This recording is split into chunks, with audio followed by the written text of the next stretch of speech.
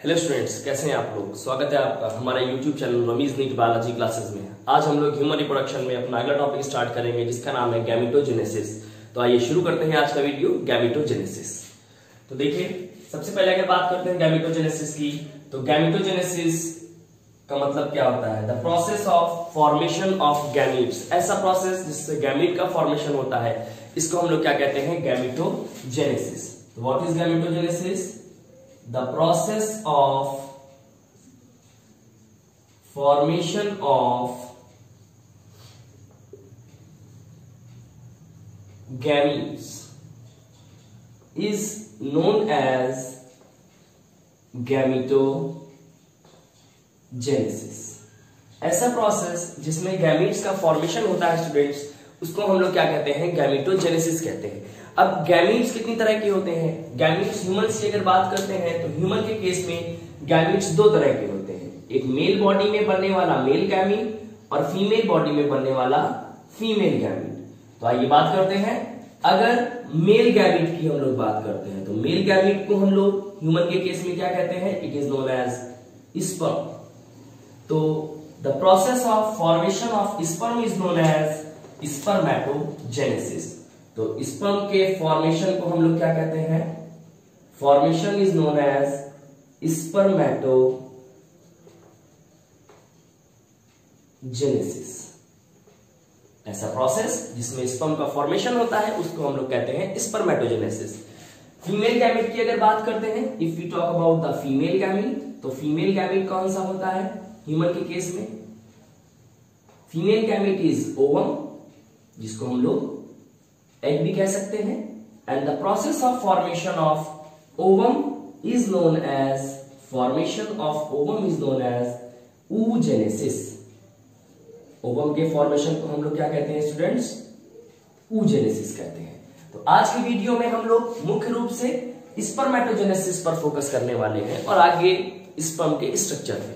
तो आइए शुरू करते हैं। The topic is spermatogenesis. तो जब हम लोग बात करते हैं स्पर्मेटोजेनेसिस की, तो स्पर्मेटोजेनेसिस देखिए स्टार्ट करते हैं। स्पर्मेटोजेनेसिस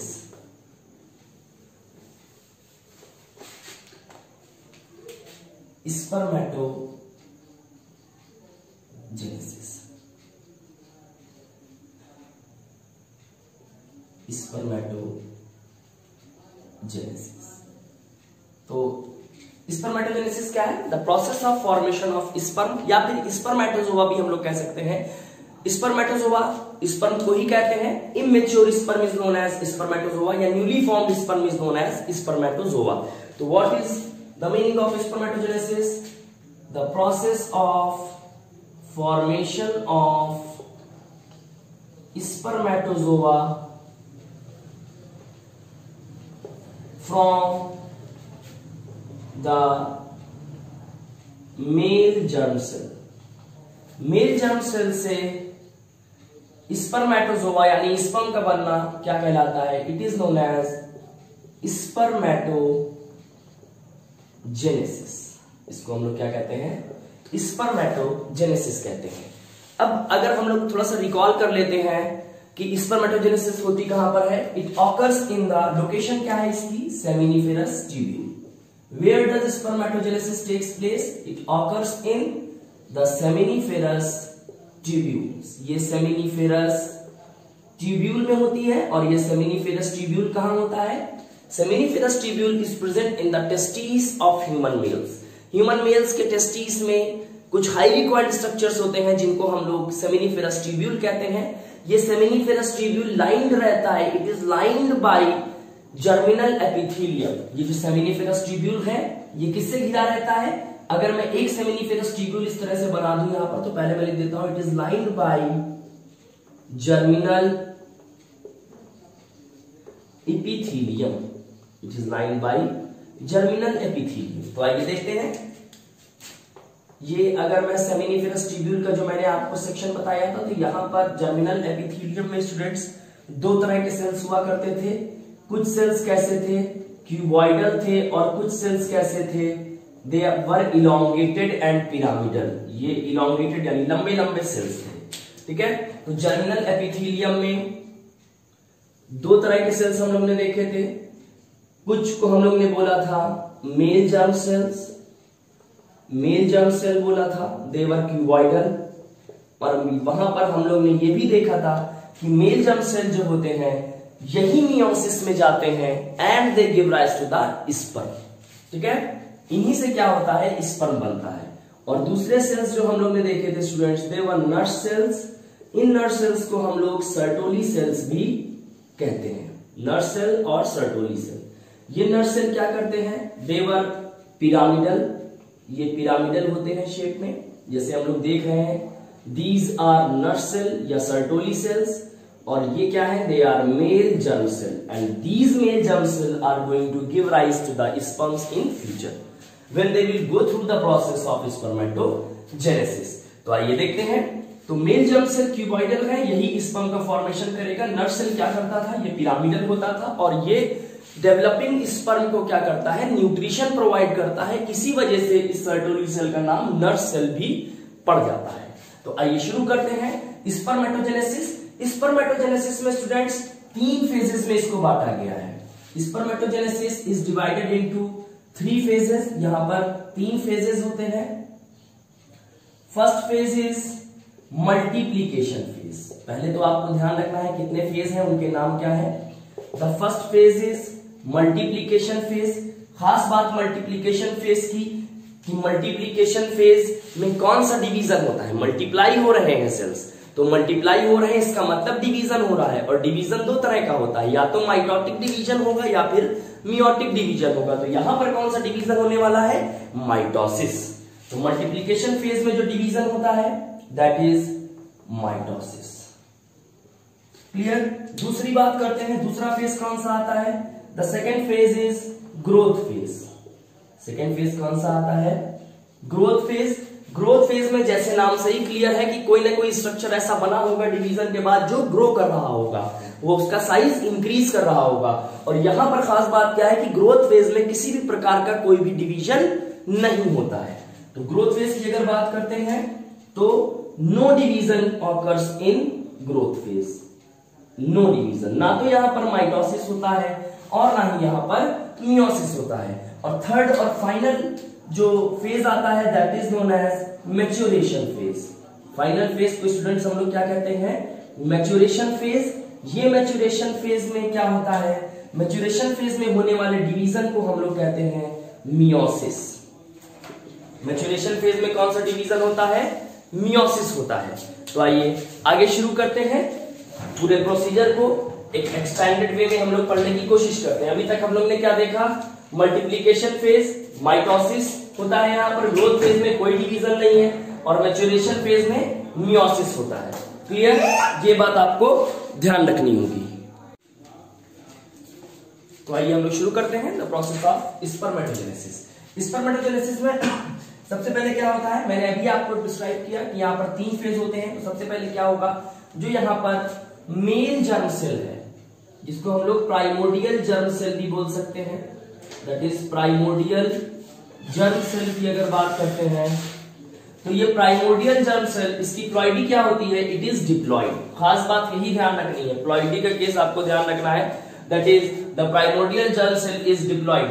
अब ये क्या करता है, ये डिवीजन के पहले फेज में जाता है, जिसको हम लोग कहते हैं मल्टीप्लीकेशन फेज। ये किस में चला जाता है, it undergoes multiplication phase.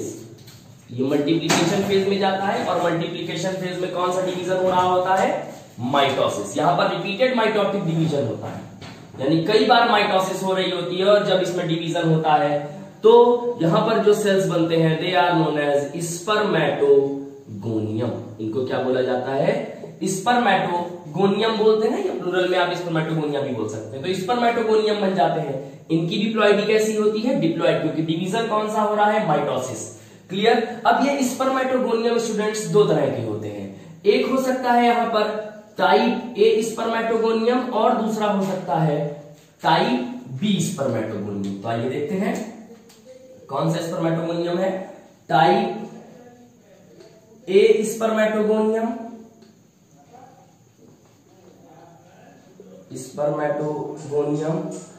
and the other is type B spermatogonium. अब यहां पर एक बात समझनी है कि टाइप ए स्पर्मेटोगोनियम जो है, this type A spermatogonium it act as sperm cell, ये स्टेम सेल, ये किसकी तरह काम करता है, ये स्टेम सेल की तरह काम करता है। मतलब कहने का ये है कि ये जो टाइप ए स्पर्मेटोगोनियम है, ये फर्दर माइटोसिस में जाता है और ये नए स्पर्मेटोगोनियम का फॉर्मेशन करता रहता है। जबकि ये जो टाइप बी स्पर्मेटोगोनियम है, यही जो है ये स्पर्मेटोजेनेसिस के अगले फेज में जाता है, यानी this spermatogonium will undergo the second phase, जिसको हम लोग कहते हैं द ग्रोथ फेज। अब ये किस में चला जाता है, ग्रोथ फेज में चला जाता है। ये बात आपको ध्यान रखनी होगी। कौन सा फेज आ गया, ग्रोथ फेज आ गया। तो मल्टीप्लीकेशन फेज ये पहला फेज हो गया, ग्रोथ फेज दूसरा फेज हो गया। और ग्रोथ फेज में क्या होता है, दिस स्पर्मेटोगोनियम, ये जो स्पर्मेटोगोनियम है, इट विल अंडरगो ग्रोथ। ये क्या करता है, ये ग्रोथ करता है। कैसे ग्रोथ करता है, ये जो टाइप बी स्पर्मेटोगोनियम है, या अगर आप स्पर्मेटोगोनियम ही ध्यान रखें, ये स्पर्मेटोगोनियम जो सर्टोली सेल्स होते हैं, यानी जो नर्व सेल होते हैं, उनसे न्यूट्रिशन लेता रहता है और ग्रो करता है, ठीक है, अपने साइज को इंक्रीज करता है। और अब इसका नाम बदल के क्या हो जाता है, now it is known as primary spermatocyte. इसको हम लोग क्या कहते हैं, प्राइमरी स्पर्मेटोसाइट। इसको हम लोग अब प्राइमरी स्पर्मेटोसाइट का नाम दे देते हैं। अब क्या होता है, ये ग्रोथ फेज में चला गया, ग्रोथ फेज कंप्लीट हो गया। अब ये फाइनल फेज में आता है, जिसको हम लोग कहते हैं मैच्योरेशन फेज। ये कौन से फेज में आ गया, now it is under the maturation phase. अब ये किस में आ गया, मैच्योरेशन फेज में आ गया। मैच्योरेशन फेज की खास बात क्या है, हमने अभी आपको बताया, मैच्योरेशन फेज जो होता है, मैच्योरेशन फेज में मियोसिस होती है, और मियोसिस हमेशा दो फेज में होता है। मियोसिस हमेशा कितने फेज में होता है, दो पार्ट्स में होता है। द फर्स्ट इज मियोसिस 1, या जिसको हम लोग रिडक्शनल डिवीजन कहते हैं, and the second is meiosis 2, जिसको हम लोग इक्वेशनल डिवीजन कहते हैं। तो यहाँ पर दो मैच्योरेशन फेज में दो डिवीजन्स होंगे। पहला कौन सा हो जाता है, जैसे हम लोग लिख देते हैं यहाँ पर मियोसिस 1। मियोसिस 1 को हम लोग और भी कह सकते हैं रिडक्शन डिवीजन या फिर रिडक्शनल डिवीजन। यहां पर क्या हो जाता है, अब समझिए प्लॉइडी का खेल है सारा। देखिए यहां पर स्पर्मेटोगोनियम डिप्लॉइड था, स्पर्मेटोगोनियम दोनों ही कैसे हैं, ये भी और ये भी, ये कैसे हैं, ये डिप्लॉइड है। अब डिप्लॉइड होने के बाद यहां पर ग्रोथ, यानी यहां पर कोई भी डिवीजन नहीं हुआ, इसने सिर्फ अपने साइज को इंक्रीज किया। तो ये भी प्राइमरी स्पर्मेटोसाइट की भी प्लॉइडी कैसी हो गई, डिप्लॉइड हो गई। अब अगर आगे बात करेंगे तो अब यहां पर मियोसिस 1 हुआ। मियोसिस 1 में क्या होगा, दो नए सेल्स बनेंगे, जिनको हम लोग कहेंगे, यहां पर स्टूडेंट्स दो नए सेल्स बनेंगे, जिनको हम लोग कहेंगे सेकेंडरी स्पर्मेटोसाइट, या इनको हम लोग क्या कहने लगते हैं, सेकेंडरी स्पर्मेटोसाइट कहते हैं। They are known as secondary spermatocyte. और मियोसिस हुई है, रिडक्शन हुआ है, तो यहां पर प्लॉइडी क्या हो जाएगी, एन। तो सेकेंडरी स्पर्मेटोसाइट की प्लॉइडी स्टूडेंट्स क्या होती है, इट इज हैप्लॉइड। अब क्या होता है, अब यहां पर मियोसिस 2 होगी। अब मैच्योरेशन फेज का दूसरा डिवीजन होगा, जिसको हम लोग कहते हैं मियोसिस 2। तो ये हमने लिख दिया ऐसे मियोसिस 2। और मियोसिस 2 में क्या होता है, हर सेल से दो नए सेल्स बनते हैं। तो ये देखिए, इससे दो बन गए और इससे क्या हो गए, दो नए सेल्स बन गए। अब मियोसिस 2 को भाई क्या बोला जाता है, meiosis 2 is a equational division. अगर आप क्लास 11 की एनसीईआरटी में देखेंगे तो वहां पर लिखा हुआ है meiosis 2 is approximately equivalent to the mitosis. Meiosis 2 जो है माइटोसिस की इक्विवेलेंट होती है, जैसे माइटोसिस है वैसे ही है ये, क्लियर। तो यहाँ ये कैसा डिवीजन हो जाता है, this is the equational division. तो मैं शॉर्ट में यहां पर लिख दे रहा हूं, आई होप आप समझ जाएंगे। इक्वेशनल डिवीजन यानी कि यहां पर प्लॉइडी में कोई बदलाव नहीं होगा, और ये क्या कहलाने लगेंगे, सेकेंडरी स्पर्मेटोसाइट से क्या बन जाएंगे, स्पर्मेटिड्स। क्या बन गए, ये स्पर्मेटिड्स बन गए, और स्पर्मेटिड्स की प्लॉइडी क्या हो जाएगी, हैप्लॉइड। अब क्या होगा, अब मैं थोड़ा सा इधर ड्रॉ करने की कोशिश करता हूं आगे का फेज। ये देखिए, ये मियोसिस 2, ये स्पर्मेटिड बन गए। अब ये जो स्पर्मेटिड्स बने हैं, लेकिन भाई स्पर्म कैसा होता है, मोटाइल। स्पर्म में तो फ्लैजिला होता है, यानी टेल होती है, सॉरी क्या होता है, टेल होती है। तो अब यहां पर इसमें थोड़ा सा डेवलपमेंट होगा। ये जो स्पर्मेटिड्स हैं, ये देखिए 4 बने हैं ना, तो मैंने वो 4 बना दिए। मैंने ये क्या बना दिया, स्पर्मेटिड्स। यहां के बाद में यहां पर कंटिन्यू कर रहा हूं, spermatids. Now these spermatids will undergo a process called spermiogenesis. They will undergo a process called as spermiogenesis. बहुत इंपॉर्टेंट टर्म है, ये बहुत बार पूछा जाता है, स्पर्मियोजेनेसिस। अब ये स्पर्मियोजेनेसिस क्या होता है? स्पर्मेटिड से स्पर्मेटोजोआ का बनना। ये देखिए, ये अब क्या बन गए? स्पर्मेटोजोआ या फ्यूचर स्पर्म बन गए। क्लियर? तो अब क्या हो गया? ये क्या हो गया? They are spermatozoa. ये क्या बन गया? स्पर्मेटोजोआ बन गया। और स्टूडेंट्स, स्पर्मेटिड से स्पर्मेटोजोआ का बनना क्या कहलाता है? It is known as spermiogenesis. Spermatogenesis is male germ cell से स्पर्मेटोजोआ का बनना। मेल जर्म सेल से स्पर्मेटोजोआ का बनना स्पर्मेटोजेनेसिस। अब स्पर्मेटिड से स्पर्मेटोजोआ में कन्वर्सन जो है, it is known as spermiogenesis. ये किसमें बना? ये मेल जर्म सेल से बना। और हम लोग ने क्या देखा? स्पर्म बन गए। अब these sperms will get embedded in the nurse cell. हमने आपको पहले पढ़ा रखा है ये बात। ये जो स्पर्म बने, now they will get embedded in the, ये किसमें धंस जाएंगे स्टूडेंट्स जाकर के? They will get embedded in the nurse cell. ये किसमें धंस जाएंगे? नर्स सेल में धंस जाएंगे। और जब ये स्पर्म मैच्योर हो जाएंगे यहां, तो फिर ये स्पर्म्स जो हैं ये नर्स सेल से सेमिनिफेरस ट्यूब्यूल के ल्यूमेन में यानी कि कैविटी में रिलीज कर दिए जाएंगे। And the process of release of sperms from the seminiferous tubule into the lumen, from the nurse cell into the lumen of seminiferous tubule is known as spermiation. इसको क्या कहते हैं? Spermiation कहते हैं। तो these spermatozoa will get embedded in the nurse cells and the process of release of sperms, ये मैंने I hope पहले भी बताया होगा आपको, लेकिन आप ध्यान रखिएगा। The release of sperms from the nurse cells in the lumen of seminiferous tubule, it is known as spermiation. It is known as spermiation. इसको क्या कहते हैं students? It is known as spermiation. इसको हम लोग स्पर्मिएशन कहते हैं। तो ये किसके विषय में हो गया? स्पर्मेटोजेनेसिस के विषय में हो गया। तो आइए, इसको हम लोग ने देख लिया। अब हम लोग जल्दी से देख लेते हैं हार्मोनल कंट्रोल ऑफ स्पर्मेटोजेनेसिस। क्या देख लेते हैं? हार्मोनल कंट्रोल ऑफ स्पर्मेटोजेनेसिस की बात कर लेते हैं। तो आइए देखते हैं hormonal control of spermatogenesis.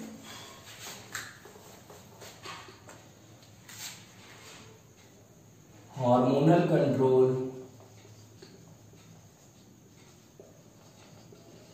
Of spermatogenesis. Hormonal control of spermatogenesis.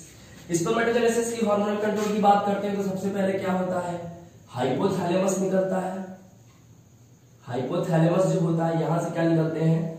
GnRH निकलते हैं, gonadotropin releasing hormone. This GnRH works on, ये किस पर काम करता है?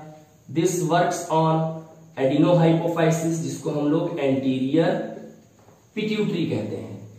क्या कहते हैं? एंटीरियर पिट्यूटरी कहा जाता है। एंटीरियर पिट्यूटरी से फिर गोनाडोट्रोफिन्स निकलते हैं, जिनको हम लोग कहते हैं LH एंड FSH। ये LH किस पर काम करता है? This LH works on Leydig cells. ये सेमिनिफेरस ट्यूब्यूल में के बीच में क्या मिलते हैं, यानी कि टेस्टिस में क्या मिलते हैं? जो लेडिक सेल्स मिलते हैं वहां पर काम करता है। और वहां से क्या निकलवाता है? Androgen, that is testosterone. Clear? और FSH क्या करता है? FSH works on Sertoli cells. ये सर्टोली सेल्स पर काम करता है। सर्टोली सेल्स को ही हम लोग नर्स सेल्स भी कहते हैं। ये नर्स सेल पर काम करता है और वहां से क्या रिलीज करवाता है? Androgen binding protein. क्या रिलीज करवाता है? Androgen binding protein. और ये एंड्रोजन बाइंडिंग प्रोटीन क्या करता है, it helps in the concentration of testosterone in the seminiferous tubules. क्या करता है, concentration of testosterone in the seminiferous tubules. Seminiferous tubule में टेस्टोस्टेरॉन की कंसंट्रेशन को बनाए रखता है। तो इस तरह से ये किसके विषय में हो जाता है, स्पर्मेटोजेनेसिस के विषय में पूरी बातें हो जाती हैं। अगले लेक्चर में स्टूडेंट्स हम लोग बात करेंगे स्ट्रक्चर ऑफ स्पर्म की। तो आपको हमारा आज का ये वीडियो कैसा लगा हमको कमेंट बॉक्स में जरूर बताएं। अगर अभी तक आपने हमारे YouTube channel Ramiz NEET biology classes को सब्सक्राइब नहीं किया है तो प्लीज उसको सब्सक्राइब करें और साइड में बेल आइकन दबाना बिल्कुल मत भूलें, ताकि जो भी नोटिफिकेशंस हमारे चैनल से आ रही हैं वो आप तक पहले पहुंचे और आप सभी वीडियो का लाभ उठा सकें। Thank you.